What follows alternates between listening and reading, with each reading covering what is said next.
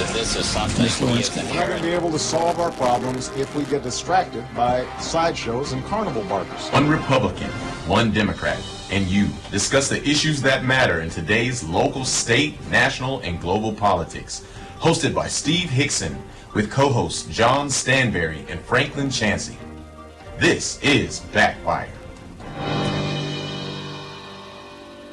Welcome everyone to another edition of Dads Backfire with John Stanberry, Franklin Chansey, myself, Steve Doball Hickson, and of course our chief engineer, Daniel Brantley. Well, it's been a good week, hasn't it? Yes. Cold.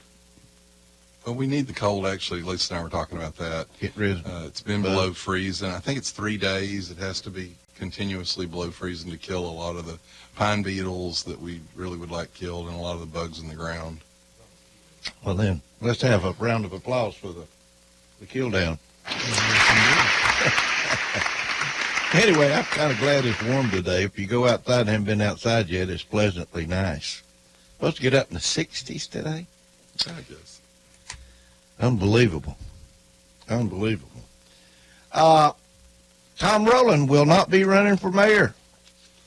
Endorsed Kevin Brooks. That's pretty big news, isn't it?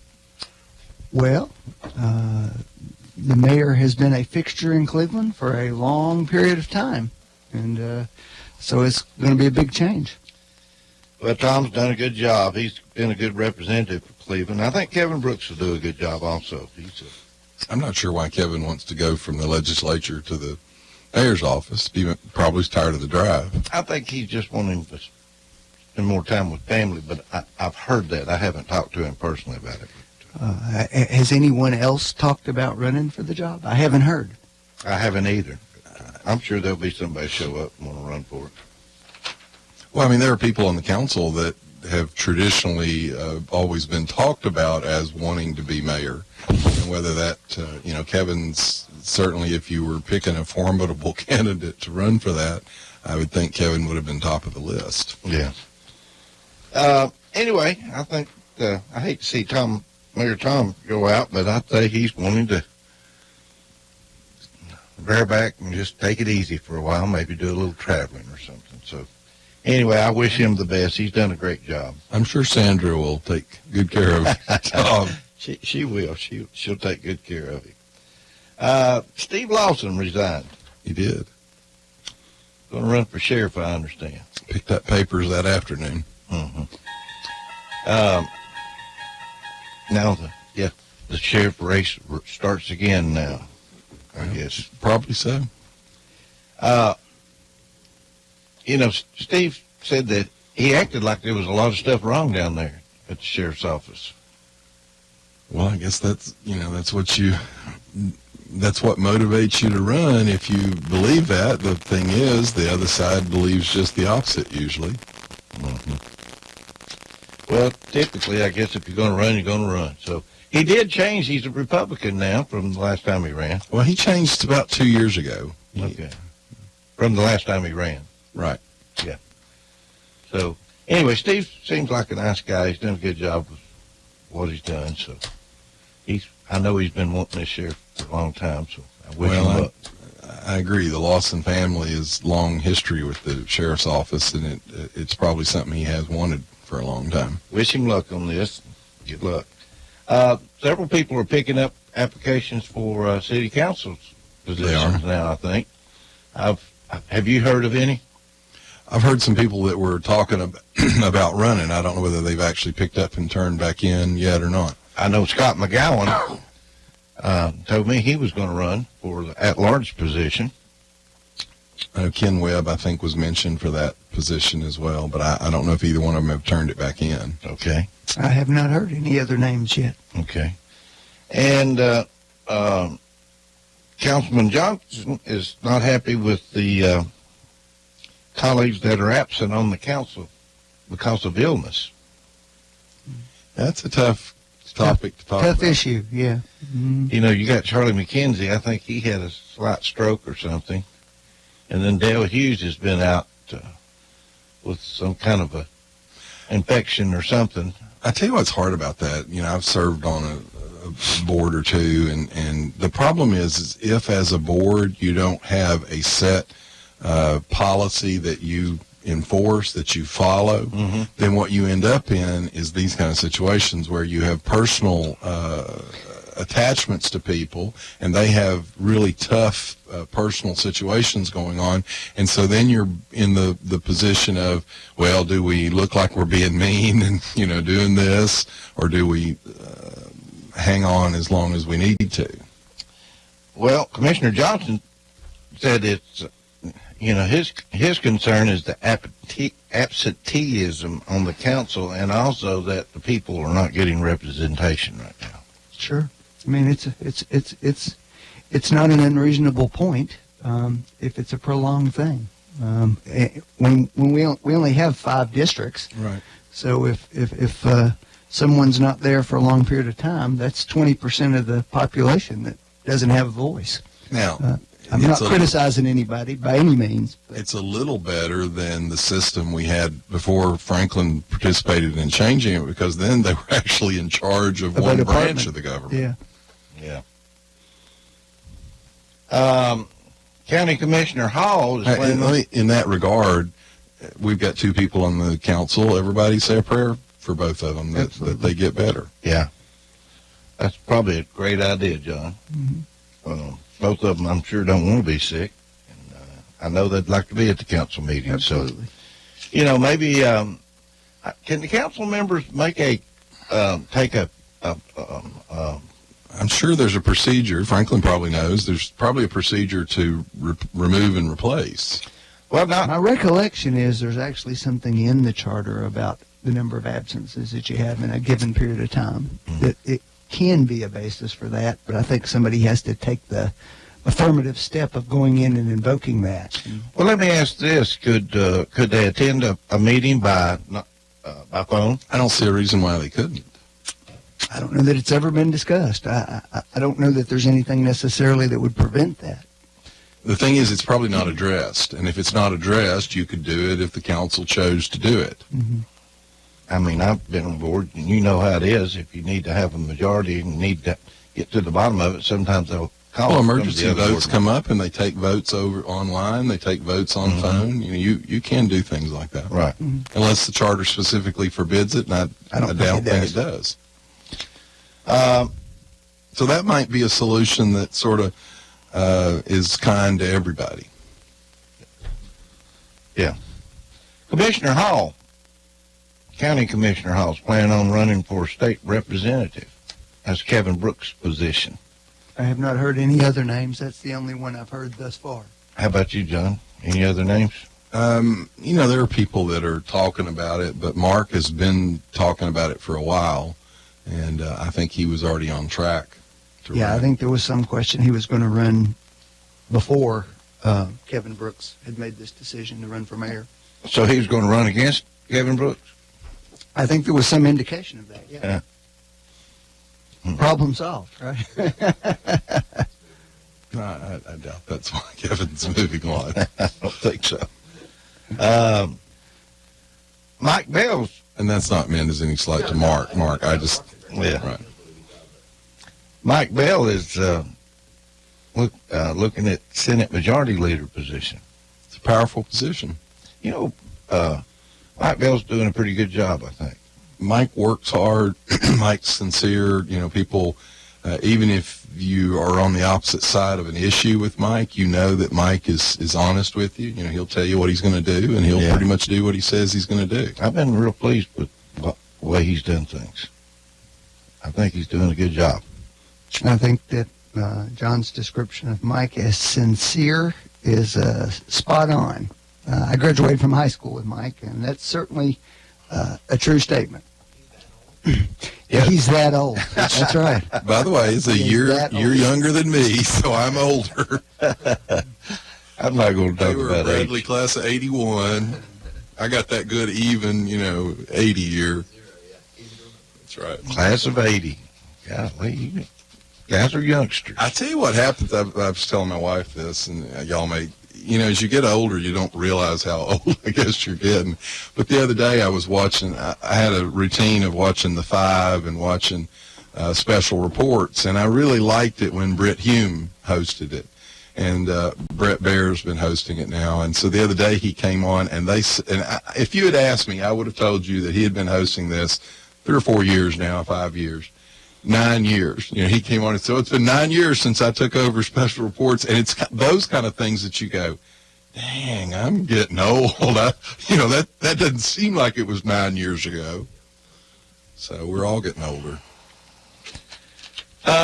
What's going on in the news y'all want to talk about right now? Anything in particular?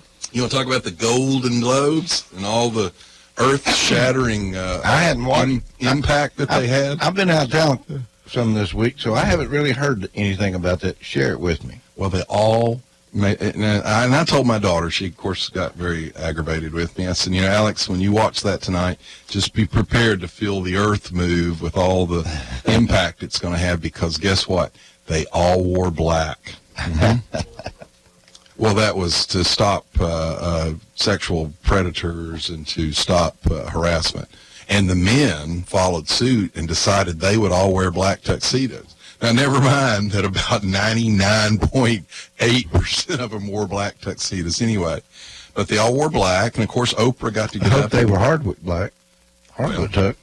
Oprah got to get up and make a little speech. Of course, if you Google Oprah and Harvey Weinstein, you'll find an endless stream of photographs of Oprah and Harvey Weinstein together, since they did projects together, business partners together. But she got to get up and, be kind of the face of that.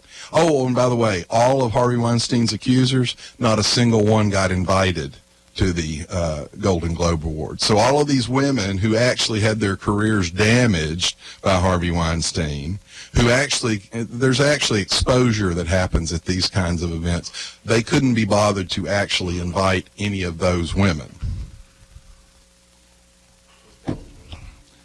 Foreign Press Association Awards, it's a precursor really to the Oscars. What's your opinion of all this, Franklin? I think John gets upset about some awfully strange things. My problem with it is what it says about the culture. We're more about virtue signaling and look at me, look what I believe, rather than what I actually do. They got up, and like I said, Oprah made a speech that got NBC, not NBC News, but the entire NBC network actually tweeted out, "Yay, President Oprah 2020." Now, they've had to take that tweet back and kind of back off of it.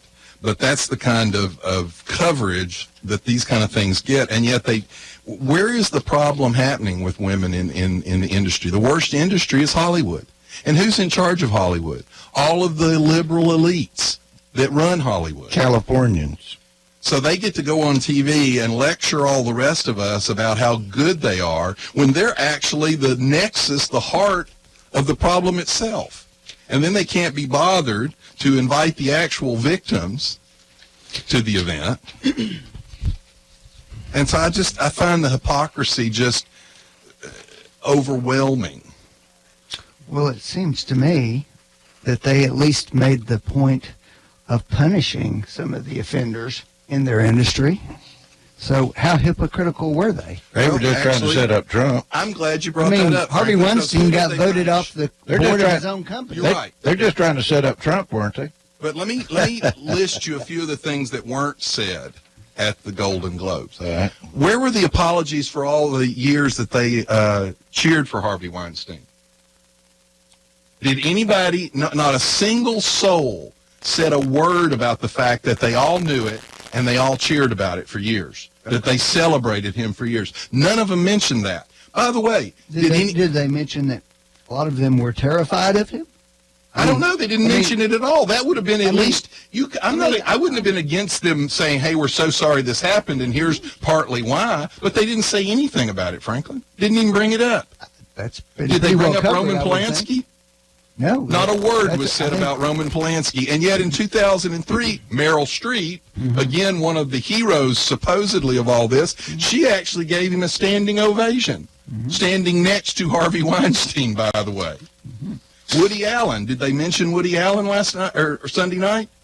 Not a word about Woody Allen. I think that's a perfectly valid point, John. But on the other hand, not pointing out specific instances doesn't mean discussions about the big picture are wrong. But it's their people, Franklin. That's the point. They're lecturing the rest of us. They're wearing black so they can let us know where they stand, but they don't deal with their own business in-house.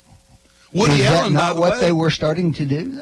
a bunch of the people in that room had a lot to say about Alabama candidate Roy Moore, but they didn't mention Woody Allen, who had done exactly the same thing. My question is that not what they were starting to do, though? It seems to me the criticism's a little hollow. No, frankly. No, hold on. Let me finish. To say that people haven't fully criticized everybody yet when they're starting to have a conversation where they're criticizing people. I would cheer them on for starting the process.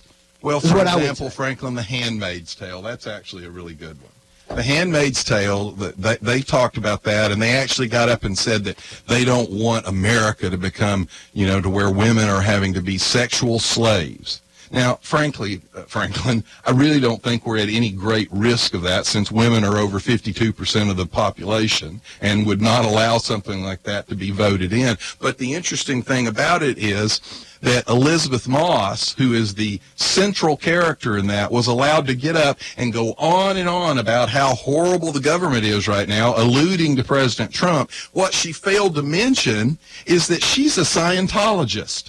And Danny Masterson has been accused of rape by 4 other women, and Scientology actually abused those women into submission and attacked them. And Elizabeth Moss has the gall to get up and be the spokesperson for sexual slavery and for women's empowerment when she participates in a cult that actually actively damages and abuses women. And nobody said a word about that. Actually, I've seen tons of commentary about that. Well, then why would they allow her to get up and be the spokeswoman for this? And why wouldn't she call Scientology out? Didn't she get an award there? She got an award for Who her. are you talking about? Elizabeth Moss. She's the central character in The Handmaid's Tale, which they all think is this dark dystopian image that Trump will usher in. They actually talk about how he's ushering this in. But the main actress doing it is a Scientologist who actually does do this kind of stuff. And they don't see any hypocrisy in allowing her to get up and be the lecturer to the rest of us. And by the way, the Iran protest, Franklin, was there any mention of that at the Golden Globe? Yes. Gee, I don't know. Not a word. Although, So here, let me back up and say here, unlike John, apparently, I didn't actually watch the Golden Globes. So, Well, yeah, I don't know. Did anybody in this room watch the Golden Globes? here's the problem. My Did you daughter watch it? watched the Golden Globes. Okay. That whole generation watches the Golden Globes. Okay. And they get a lot of I their did- social impact I did from that. see the Oprah speech and a thing, and I don't know what she said that you would have really found objectionable. Nothing. Okay, so okay, Her speech was fine. yeah. My point is the hypocrisy of her getting up and giving the speech when she was a bed buddy, financially speaking, with Harvey Weinstein. John, are you choking on those words? As I am. I will say this, Franklin. Look at this woman. This woman took her headscarf off in Iran, stood on a car, and made a flag and waved her headscarf around. Mm-hmm. That's a woman who's taking a risk, risking her life for freedom. Mm-hmm. Not a mention of her at the Golden Globes. So all these people got up. Seth Meyers gets to make jokes about the president. They talk about the horrible environment that women are living in now. And here's a woman living in an actual hellhole, theocracy, oppressed, and she stands up for herself, and they can't be bothered to mention her cause. You know why? Because we wouldn't want to appear Islamophobic. What about a judge? I heard something about a judge this morning. The California judge is trying to stop the DACA deal, the illegal DACA plan that Obama put in place. Well, keep in mind, judges think they're God, and apparently the Constitution and the hierarchy and the division of government doesn't mean anything anymore if you're a liberal. If you're a conservative, it's supposed to be a line you can't cross. But if you're a liberal, you can step in and override the actual foreign policy decisions of a duly elected president. I just got pieces of this news this morning as I was driving in, and it sounded to me like this California judge, they were talking about basically he's trying to stop anything from being changed from Obama's illegal Right. way of handling it.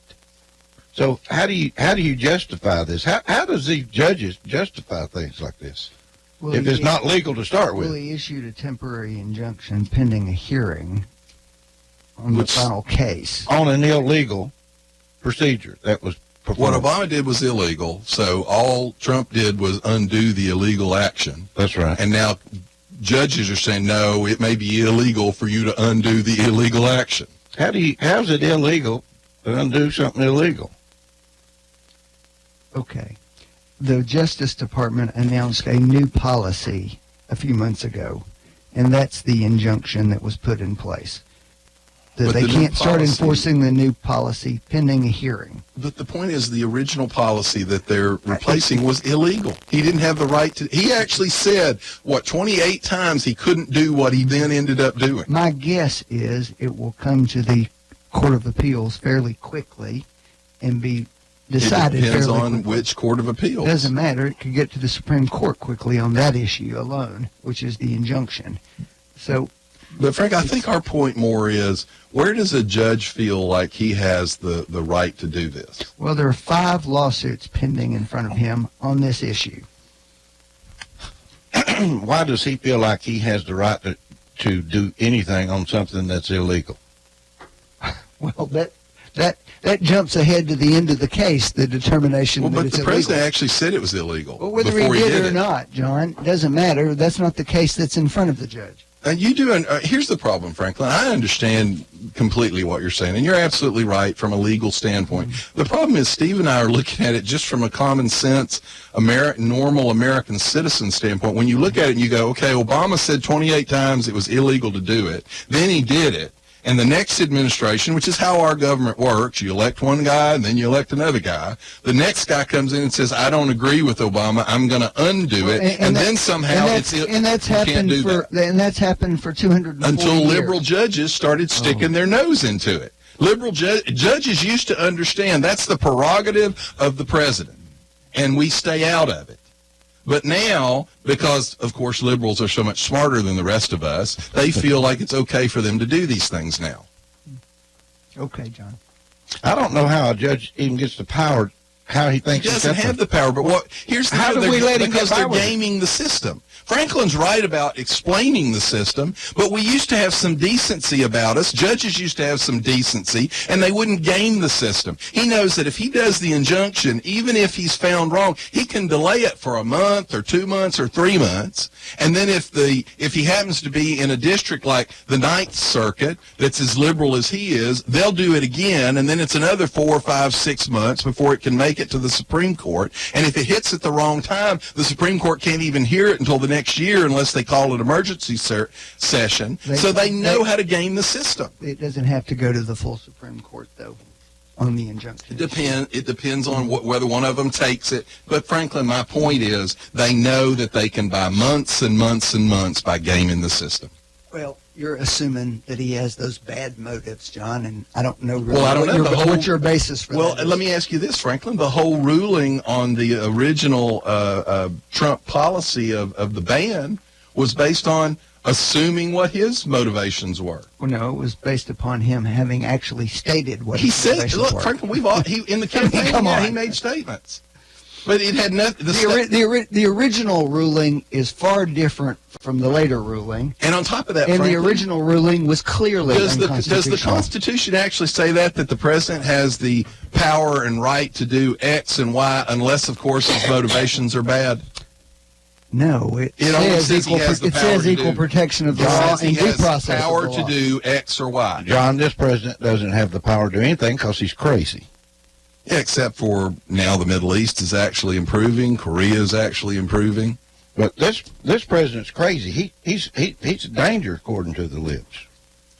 Well, that crazy danger. This first year, the Dow hits 87 record closes since his election. ISIS is on the run, almost completely destroyed. Dow reaches a 1,000-point milestone in 1 year for the first time ever.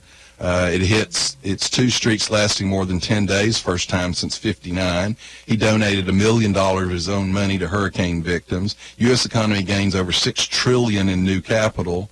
It grows at 3% for the first time since the Bush Sorry, it administration. did not hit 3% for the year, John.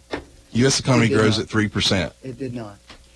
Furthermore, it also turns out in the 12 months before he was elected, there were actually more jobs added to the economy than the 12 months since he was 17 elected. years, black unemployment lowest ever. Here's the thing, Franklin. I just read that. I'm not even trying to argue those points, John. It's just so silly But here's the to point, suggest that Donald Trump did all this. No, it's my point- ridiculous. Well, why? Who do you think Apparently, did? anything bad Bush did during the 8 years of Obama's legacy, and anything good, he got a Nobel Peace Prize for doing absolutely nothing. You and I would agree on that point, John. Well, he bragged about that. No, Did he ever didn't give brag back? about it. Actually, Did he ever give it back? what the Why didn't president he give said it is back? that's the thing that he hated most from his Did he go presidency. get it? He accepted Yes. it. Sure. Why didn't he turn it down if he's so principled? Because it would have been Because he wanted bad to make sure diplomacy he to do could that. hang it in What his did he get? presidential library. What did he get a Peace Prize for? Nothing. He got it before he'd even had a chance to do anything, much less having done anything. You know what? He got it before the dog went over and pulled the curtain back.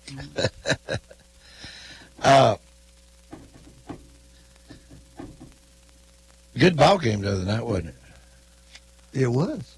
It was a good Did you ball. watch the ball game, John? Yeah, I think that. Although, as a dedicated Tennessee fan, I was actually pulling for an F1 tornado to hit the stadium at halftime.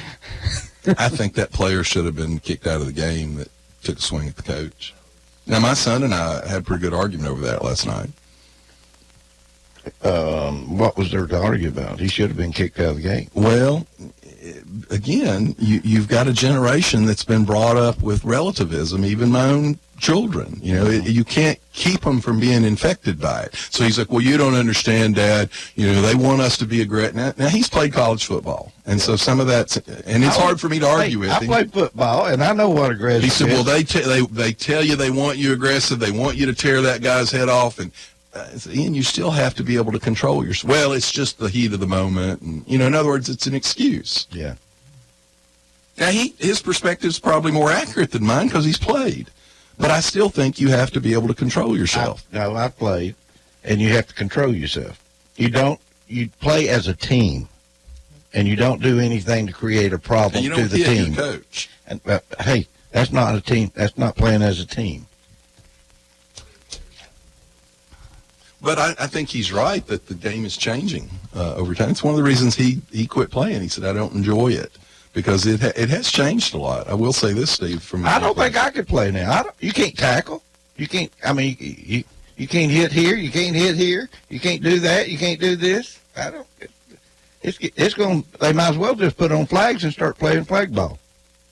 Well, and he actually made the comment that when he played in high school, it was a team, and you had that team feelings. When he got in college, very few of those boys actually feel team. You know, it's all about me and what can I get and what career am I progressing. What do you think pro would be like? I'm sure it's that much more.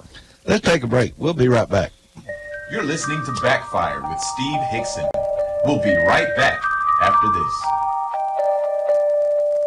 You are listening to WOOP-LP, Cleveland, Tennessee. WOOP FM is a broadcasting service of the Traditional Music Resource Center, and we play America's original music. Is it time for a new ride? At Buy Here, Pay Here USA, for just $500 today, you can drive it away. Come by any of our 4 locations in Chattanooga, Cleveland, Dayton, and Dalton, Georgia, and find your new ride. For just $500 down, you can drive it away today. Remember, all our vehicles have passed a 200-point inspection and come with a 6-month, 6,000-mile warranty. And you get a free Carfax report and appraisal on your vehicle. Visit us at BuyHerePayHereUSA.com. Offer subject to credit approval. See store for details. We are Buy Here, Pay Here USA. Attention, Cleveland area creditors. Are you tired of dealing with debtors that owe you money? I'm Jeff Renfro, and I've owned and operated Financial Recovery, a debt recovery specialist here in my hometown of Cleveland for 18 years. We're a licensed and bonded Tennessee collection agency working for a wide variety of creditors from commercial, manufacturing, physicians, dentists, attorneys, small business owners to individuals. Look, any kind of business dealing with billing, charge accounts, or even return checks. I know your past due accounts are not a top priority for you, but they would be to me. Let me try to make it easy for you to make a change in the way you've been handling your accounts. There's no contract and no cost to you in most cases, as our fee of only 30% can be added to the balance owed to you. So, whether you have hundreds of accounts monthly and need help with your billing and collection, or you're just an individual and somebody owes you money, let me help you. Give me a call at 400-5376 and I'll come by and see you. That's 400-5376. Financial Recovery, a licensed and bonded collection agency in Cleveland, Tennessee, 400-5376. This is Teresa Gilbert from the Village Bake Shop in Cleveland, Tennessee. Do you have a birthday, wedding, or anniversary coming up and want that perfect cake? Need some donuts to sweeten up your coworkers? Want to surprise your sweet thing with a bag of cookies? Then come on over to the Village Bake Shop. Family operated since 1961, the Village Bake Shop is your first and last stop for fresh baked goods that will feed your sweet tooth. The Village Bake Shop located at the Village Green Town Center. The phone number here is 423-476-5179. See you soon. We're here at the Trane Heating and Air Conditioning Testing Facility to see how unstoppable their products really are. Inside this climate chamber, it's raining incredibly hard on this Trane AC unit. Clearly, it's hard to stop the train. Ready for a heating and air unit that's been tested in the harshest environments possible? Stop thinking about the other guys and get a Trane. Call Mechanical Systems today to get your home on the road to comfort. 336-5739. Trane, the most reliable heating and cooling brand. If you need a little green, Lending Frog is making deals. He'll lend you cash on any kind of wheels. Borrow just a little, or you can borrow big. Lending Frog is a new financial gig. It's hip to hop into cash. LendingFrog.com is making a splash. Dig it, dig it. Dig it, dig it. No dealers allowed. Jackson Catnapper, family owned and operated in Cleveland since 1933, offering the best with over 70 styles of recliners, sofas, electronic lift chairs, full living room packages. Call Mike now at 961-7239 because Jackson Catnapper now offers sales to the public Every Saturday. That's right. Every Saturday. from 8 in the morning to 1 in the afternoon. Or call Mike at 961-7239. Or go see him Every Saturday. at 1911 King Edward Avenue, just across from the main plant. Jackson Catnapper, family owned and operated in Cleveland since 1933. 961-7239. No dealers allowed. Rent to own. Hey, my Clevelanders, it's Fro. If you need to fill up some rooms in your home, but you don't have a lot of dough, go see my friends at Economy Rentals for a washer and dryer set for only $19.95 a week, or 2 rooms of furniture for your living room and bedroom for only $39.95 a week. Hey, 35 years in business, Economy Rentals is Cleveland's oldest family-owned rent-to-own store. Free delivery and setup. Economy Rentals. Rent-to-own? Make it easy to own. Inventory reduction sale. Hey, mention you heard it on Whoop and get 10% off all bedding. Economy Rentals. That's 901 Sahara Drive or call 472-6105. Visit them on the web at economyrentals.net. 901 Sahara Drive or 472-6105. You're listening to Backfire with Steve Hickson on Whoop FM. Call 423-614-5553 to join in on the conversation. Now, back to Backfire. Okay, we've it's stirring around that they're trying to get the liquor by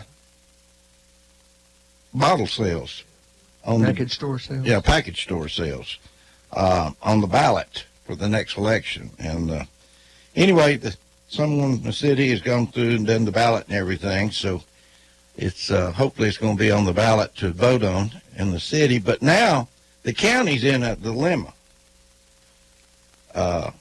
Same thing they had before. Yeah, it's a dilemma. What's going to happen there, you think, this time? Is the county going to join in with the city to get this put on the ballot countywide? Well, now that's different because it was the other was a tax. This is well, they'll get the tax benefits from it. I know, but my point is there's a difference between the county philosophically said, we don't believe in raising the tax, so we're not going to go in with you. And then you did end up in the lawsuit, but since it passed, we want part of the benefit. Right. This is even though they said they did not. Right, but the point here is this will have a geographic boundary. So the real question here is, does the county decide to put it countywide and allow package stores outside the city limits? So they can benefit from the tax revenue. Well, I mean, you can have the same argument you had before, no matter what. Well, it's tax revenue. That's all they're after. Well, yeah, that's all any of them are after. Now then, from what I understand, the county commission's pushing this lawsuit, this old lawsuit that's been through several judges and hasn't won. They're going to throw it back to the Bradley County, the chancellor. No, Board of Education. No. They're going to throw it back to them to decide, and Logan's going to tell them that, hey, it's no cost to them. He wants to continue this appeal process. Now, this is lost twice. And this is the city versus the county. Well, I will tell you this. Sometimes you do have state entities that get involved in some of these things because, for example, you've got multiple lawsuits in multiple counties. A lot of times the state attorney general's office would like to see these things go to appeal and like to see them go all the way up because then it settles the issue and you don't end up with a bunch of other counties suing each other. So sometimes are you telling me that you want the county? I didn't say that. What I'm telling you is sometimes, like when you get in a position where they say, "Oh, it doesn't cost you anything." One of the reasons it doesn't cost you anything is because someone on a higher level wants this thing to go all the way up because they want it settled, so that we don't end up doing it over and over and over again. In other words, if it goes to the state, what is there to do over and over and over again? Well, this is a conflict in the law. It's the way the law was written. Well, okay, but it was spelled out pretty clearly when it happened how it was going to come down and how it was going to be approached. I agree. The county had an opportunity to get on board then, and they decided not to. Now then, they didn't reap the benefits of it being successful because it did pass in the city of Cleveland years ago. Right. So now they're trying to claim they want some of the money from it.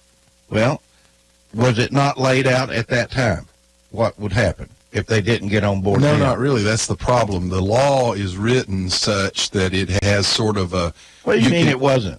Because you can interpret... I can go get you the article it spelled it out. What you're talking about is on a practical level, you're right. What I'm telling you, though, is the law was written to where each side can interpret it a different way. Now, on a practical level, everybody kind of understood what you're talking about, and I'm not disagreeing with you. But what I'm telling you is the state attorney general, for example, they know that law, there are multiple counties doing this. So a lot of counties are arguing. Who's a representative in multiple counties? Well, there won't be, but there'll be there's a state attorney general. Well, that may be too, but my point is the state attorney general, a lot of times in cases like this, they don't want to see this litigated in every county in the state. They'd rather have it go up through the appeals process and be settled, and then it's over. We have a lawsuit between the city and the county that has lost twice, and we just want to continue to hang on. Well, why we want to hang on and why someone higher up might want it to see it go on, that's my point. Those are two different issues. You're right. We've got local people that they've lost. They're probably going to eventually lose. But on the state level, sometimes the state people say, look, we want this thing to lose all the way up to the top because then it's over. So we're doing it for the state level? We're not, but who is? Who's we? Well, I mean, the taxpayers can argue, My argument is, it's over with. The reason you're having people say it doesn't cost you anything is because originally a lot of us argued this is a waste of money. Why are you wasting money? It continues to be a waste of money if we continue it. Does it not? Yeah. I mean, when it goes to Nashville, is it wasting their time? It is. Okay. Then why don't we kill it now? It's something that should have never happened. It's 3 wrongs don't make a right. Well, but see, I guess my point is you're not killing it if we just back out of it. We're through with I it. agree with you with backing out of it, but if we back out of it, we haven't killed it. Well, wait because it hadn't been decided high enough up. Well, it will have If been it decided loses- for our community. For our community, it would kill it. That's all I care about. Okay. I don't care about anywhere else. I know, but I was just explaining to you I'm that like there are Donald Trump. sometimes I'm talking about America here. there are interests above us that have other reasons they like to see these things continue. Hey, listen. I Let think them fight ultimate- this I as think far as they want to go. ultimately most people would accept and understand the real simple proposition that the county decided not to participate Right. when it happened, and arguing over technicalities in the law to essentially have it both ways Right. isn't square pool. Well, I'm telling you, it was laid out pretty well. And I just think that it divided our community then, and it still is. Now then, I keep hearing this stuff, well, it's already been paid for, we might as well see what happens. You know, I heard one of the school board members, hey, we can sit and do nothing. Hey, we might make another $1 million. But see, it's all that again, my point about government is it's always about the money. It is about the money, and it's time that it stops. I don't disagree, but they want the money. The school board. And like I told you last week, though, some of the school board members will make the argument that we didn't get to make this decision. We were against the county's decision not to participate on the front end. So they'll say, I'm not to blame. So for how us. did it get to the school board? Well, because the money goes to the schools. So once the tax passed, the city school system was getting money. Well, then the county school system said, hey, we should have part of that. Somebody talked them into filing the lawsuit. But my because point they is, thought they when should get the part of it. county commission decided not to participate, the county school board probably wanted to participate. But that's not their decision. Tell us what you think. Well, then we got 2 people 614-555. that's infected about this lawsuit that neither one of them had anything to do with it. So now then it's been through 2 judges. Right. And it lost. So is it over with? Are we going to send it to California and let them judge it? Seems like it's over with. Well, no. There's fixing to be a meeting, and I'm sure Mr. Logan's going to tell them they ain't got anything to lose. You've got a new school board, so you'll have to see what they do. Well, the school board, I don't even know why they would What do get you to think rule they on should it. do? What do you think? What do you 2 think they should do? I think they ought to move on. In other words, move on. Drop it and move on. Okay, what do you think they ought to do, Franklin? Honestly, that's my opinion too. Okay. I was thinking you weren't agreeing with me there. No, all I'm trying to tell you is that, like, for example, there are cases where you get involved in a case, and the state attorney general's office may look at that case, and they may say, we see a bigger issue here, and we would like this bigger issue settled. And so sometimes they'll come in and they'll say, look, we'll help pursue this case. You won't have to pay us. We'll do some of the legal, because we want it to go all the way up and actually be done with it from a legal loophole standard. Here's what I'd like to see happen. I'd like to see the people in Cleveland, Tennessee stop fighting with each other, us against them.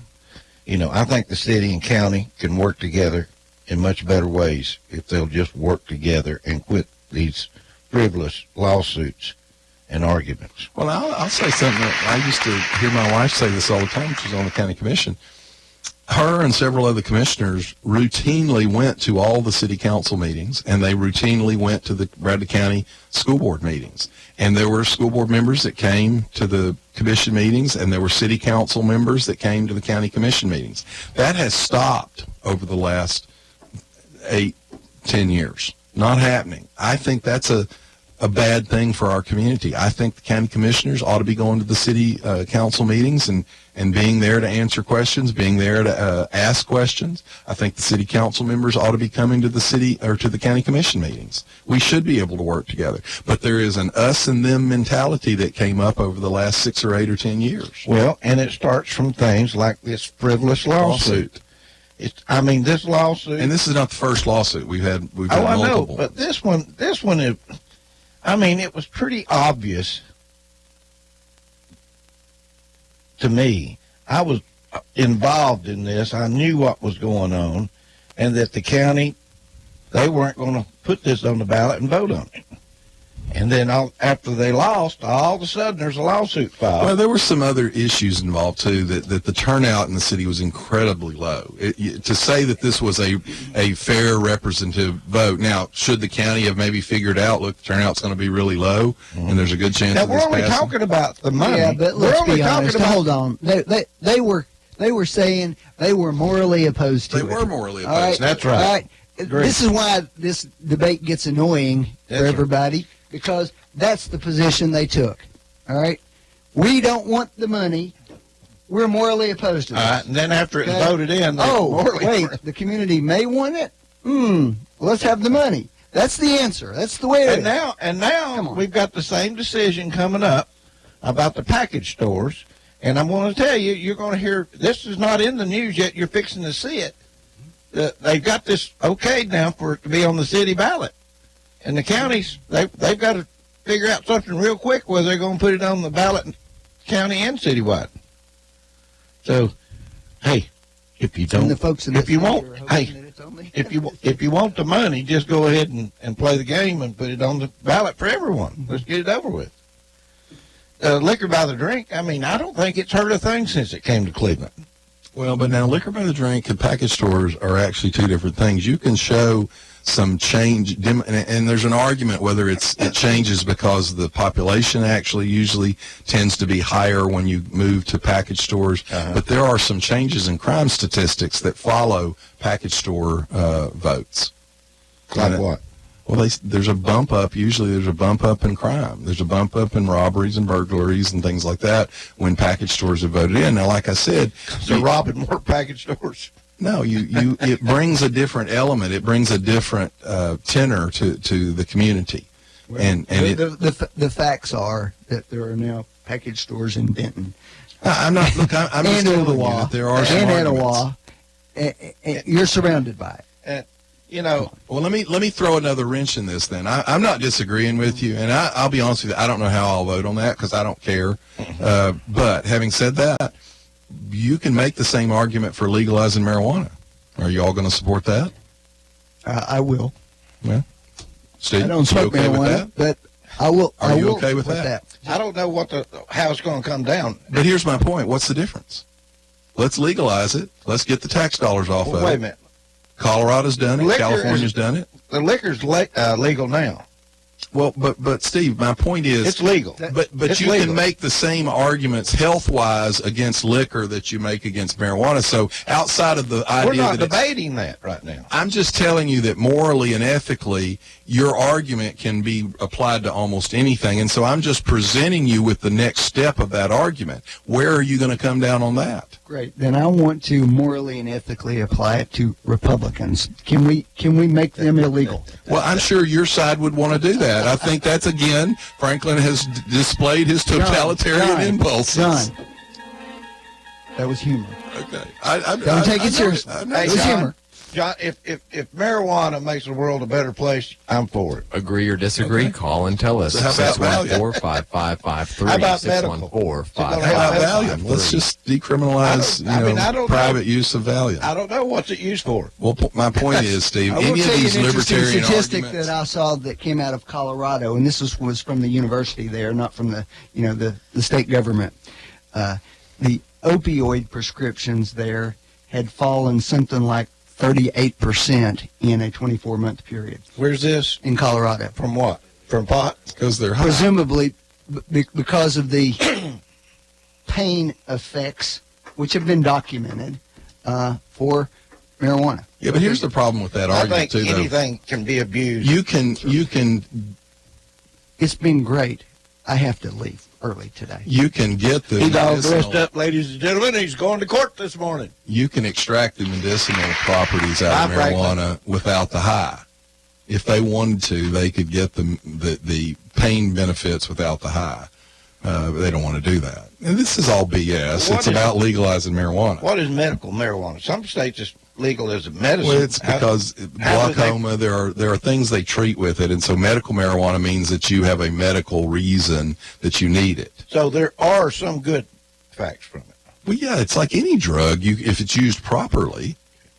But my point to you, Steve, is the libertarian argument, it's really hard to find an end to it. Yeah. The whole world's coming to an end, according to the liberal. Well, I mean, think about this for marijuana. Jerry Brown actually even said this. Now, he obviously has changed You his think mind. the world would get along better if everybody got high on Well, pot? here's my point, though, Steve. What does pot do to you? It makes you high. And how good of an employee are you if you're high? Depends on what you're doing, I guess. Well, my point here is, so you all, what you're doing is you're discounting this concept that we are going to, as a culture, we're going to encourage the mass consumption of a drug that makes you lazy and shiftless and want to lay around. Now, somehow, when I think of the greatest generation that defeated the Nazis, that's not the description of us as a culture that I think led to us being the leader of the free world. So I just look at it and go, great, have at it.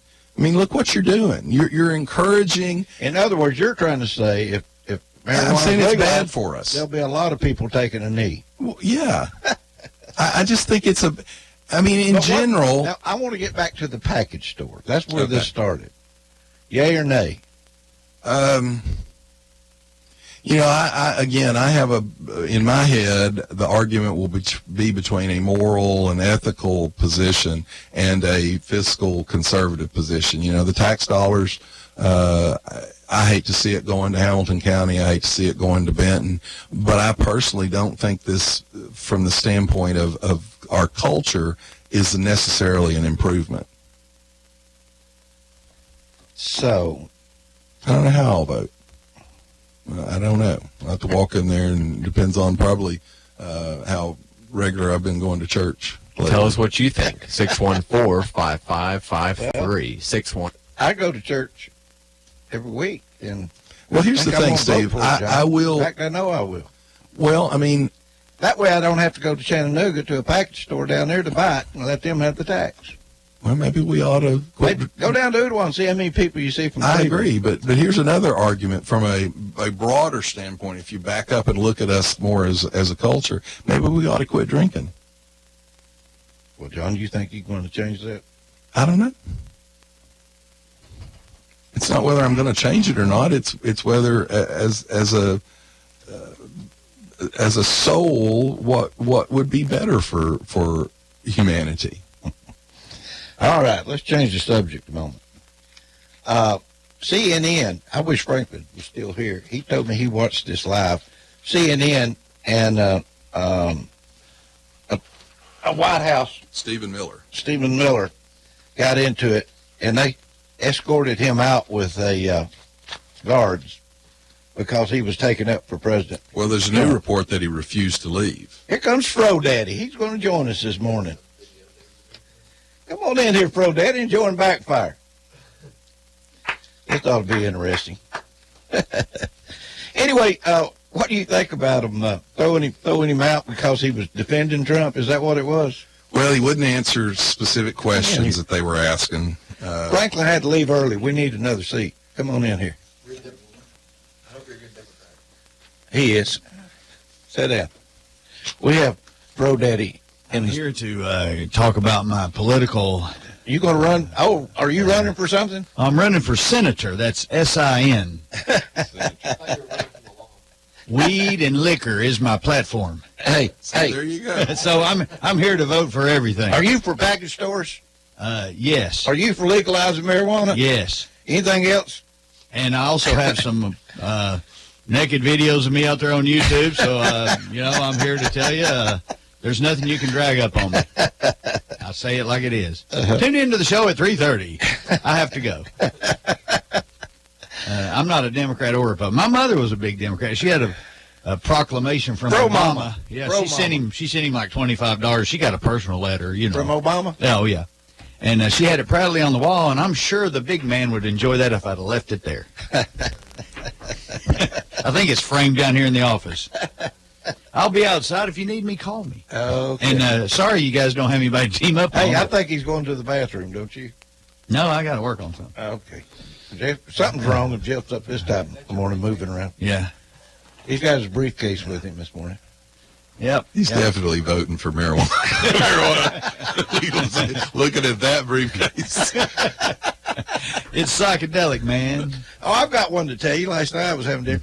I had a couple of friends of mine that were out west, and they were in a state that didn't have legalized marijuana, but they somehow couldn't get something to work in the car, so they went into the glove box to find the deal to try to figure out how to make it work, and there was an ounce of marijuana in the glove box of this rental car. See, that's now, what do you get think happened? That's what you get in California. You get free weed. What do you think happened? Well, they got arrested. That's what they were afraid was going to happen. Throw the damn thing out. So they called the. They didn't quite want to throw it out. They took it back by a Hertz rental car and told them it was in their car when they turned it in, and they wanted their car for nothing. Of course, then Hertz came out and said, "Well, it's half gone. You got to refill that." They gave them a tank. They gave them their gas free out of it. That's what they did. But if you've got marijuana that's legal in one state and then it goes to another state in a car like that and somebody's in there, could create problems. That's another whole discussion because it's illegal federally. So, they're all up in arms now because the same type of thing as we were talking about earlier, the Department of Justice has now stated they've changed the guidelines that Obama had put in place. And they said, look, we're going to enforce federal law. And so it's illegal. Well, now Colorado and California are pitching a big old fit.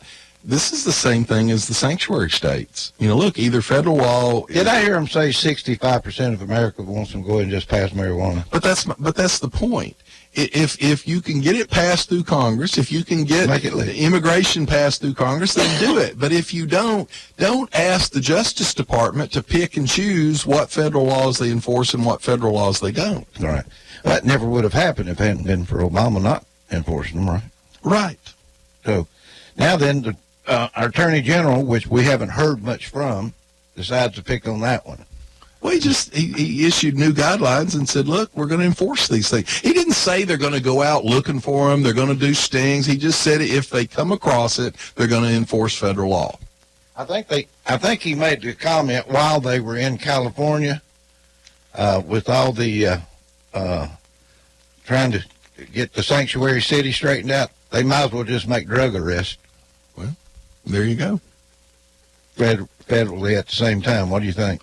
Well, the thing about that is that the DEA or the ICE people don't make drug arrests. You'd have to coordinate that with the DEA. It's just, it amazes me that the same people who made George Wallace such a criminal for talking about states' rights and the civil rights era, which he was, are now advocating the same policies that he did. That, hey, the state doesn't have to obey federal law. We all should have to obey federal law. Well, I mean, we always did, and I didn't think it was a problem. And then Obama started not even... Well, when Bill Clinton can commit perjury in a federal court and not be prosecuted for it, that sets the tone. What do you think is going to happen going forward with the investigation? I know... Well, there's talk now about whether they're going to arrest Huma Abedin for lying to the FBI. Well, I mean... By the way, she's got a cousin that's actually going to prison right now. She does. What for? It's a cousin of Huma Abedin's bank fraud, I believe, and basically just criminal enterprise. What do you think is going to happen with her? And Hillary. The thing for me is you ought to treat them all the same. There are multiple people on the Hillary side of that equation who lied to the FBI and weren't treated like General Flynn was. Now, I'm not defending Flynn. I'm fine with sending Flynn to jail for what he did. But my point is, anybody that did the same thing he did, they ought to be sent to jail as well. Well, what do you think about our Attorney General? That's my last question today. I think he's doing fine. I think the Trump people ought to leave him alone. You can be upset that he didn't recuse himself, but I think he felt like that was the right thing for him to do. Well, they keep saying there's certain things he doesn't need to be accused from now. So why is he not moving forward? Well, first off, you're not supposed to know what they're doing or not doing. I think they probably are moving forward on things. And the second thing is a lot of this stuff comes down to career people. And there is a ton of truth about the social liberal progressives have infected all branches of government in the career levels. So all these career people, they're social liberals. And so it's very difficult to get them to move ahead on things. You know, Lois Lerner was horrible towards conservatives, but that's the kind of person that you have. You have people like her embedded in the government. So what do we do about it in the future? I don't know. It's going to be hard to do because governments always tend to lean more towards the left. A government always moves towards the left because the left wants a powerful government. And so these people burrow in, and it's hard to get rid of them. The thing that amazes me is I've heard references where they said, oh, this is like McCarthyism, you know, going after, when they were claiming to go after communists in the government. You know what's amazing about that statement? We found communists in the government. There were communists in our government. We've got them right now, I'd say. You know, so McCarthy, you can say, oh, McCarthy was bad, and maybe he was mean as hell. I don't know. But he actually did find actual communists working for the Russian government embedded in our own works. Mm-hmm. So he was right. I got one last thing I want to say. I thought Trump made a wonderful speech. Yesterday was a good day. I thought he made a great speech in Tennessee when he came to Tennessee and made his speech. Well, not just that. I'm talking about the cabinet type meeting where he brought the press in. That was great too. Yeah. I mean, he's doing so many great things. I wish everybody just get off his back and just let him operate for it. Well, that is a problem. I didn't like Obama, but conservatives did not do the kind of actual obstacles and roadblocks that they put to him. And they are, I mean, if you listen to what the Democrats are saying, they are rooting for him to fail. Oh, I know. Now, it's a difference. When Obama went in, I said, I think he will fail. Mm-hmm. But I wasn't rooting for him to fail. I certainly wasn't trying to trip him up. I didn't like what he was doing, but he was doing it, and, you know, there's nothing we could really do about it. But now, the libs think they were going to change the world. Well, it's because they can't accept, that they only accept winning when they win. Let me end one thing. We were talking about marijuana and all, and I kind of got off on more of a moral arc. The reason I bring this up is this happened at University of Tennessee. It's on video. We have a college student, they don't give his name, but a college student at the University of Tennessee who is arguing for being able to kill babies up to 2 years old. Now, this is on tape. This is him. The fact of the matter is, without communication, we have no way of knowing if you are sentient or not. It's no different than this tree. It's alive, but is it sentient? I don't know. I can't communicate with it. The person he's talking to said, but what if the baby is 2 years old? Can the 2-year-old talk to me? In some instances, I'm certain that is, but generally speaking, the child still has the inability to communicate. And until we determine that as such, what point does sentience become an issue? We can't really debate whether or not that's the situation. So life is only valuable if I can talk to it, the girl asked. Now keep in mind, a Princeton University professor on his faculty page says newborn human babies have no sense of their own existence over time. So killing a newborn baby is never equivalent to killing a person. American University professor said that infants do not possess in their own right a property that makes it wrong to kill them. So when I start talking about our overall ethical, moral universe, this is where we're headed. I know. I understand. It's going to be a strange world. But oh, by the way, I made a blanket statement that nobody's going to the council meetings. There are county commissioners that do go. I know Mylan Blake pretty regularly goes. So I just mean in general, you don't have the push that we used to have, I think. Say a prayer for the councilmen that are sick, and let's try to get them well. Anyway, we've got to go. That's all we got to talk about today, but I'm sure there'll be plenty of Backfire information for next week. Stay tuned. See you then. Bye-bye. You've been listening to Backfire with Steve Hicks.